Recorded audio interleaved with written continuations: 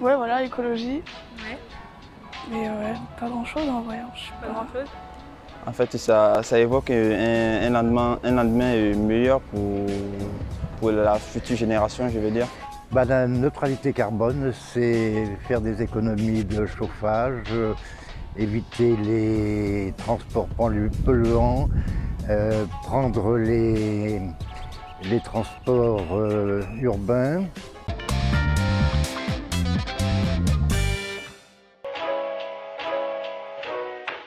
Alors en théorie, c'est quoi la neutralité carbone? La neutralité carbone se fait par l'équilibre entre l'émission et l'absorption de gaz à effet de serre. Autrement dit, c'est lorsqu'un pays, un territoire ou une entreprise émet autant de carbone lors de la réalisation de son activité qu'elle en absorbe. C'est plus facile à dire qu'à faire, vous me direz. Mais pour atteindre cet objectif, il est nécessaire que l'ensemble des parties prenantes, les entreprises, les citoyens, les gouvernements, adoptent des démarches éco-responsables et non carbonées dans leur stratégie et leur mode de vie. L'exemple sur lequel nous nous focaliserons dans cette vidéo sera la mobilité douce. En effet, les transports ont une place importante dans l'émission de carbone. Au niveau de l'Union européenne, ils représentent 21% des sources d'émissions de gaz à effet de serre. En France, ils représentent 29%, alors qu'à La Rochelle, le chiffre est encore plus élevé, il est de 43%. Ainsi, pour remédier à ces chiffres effrayants, la première solution à laquelle nous pensons est de revoir son mode de transport et en l'occurrence préférer une mobilité douce.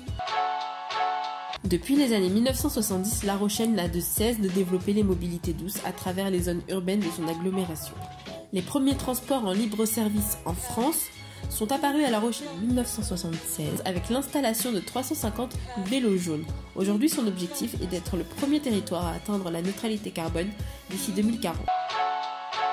La mobilité douce ou durable consiste en l'utilisation de modes de transport non motorisés et donc n'ayant pas ou peu d'empreinte carbone.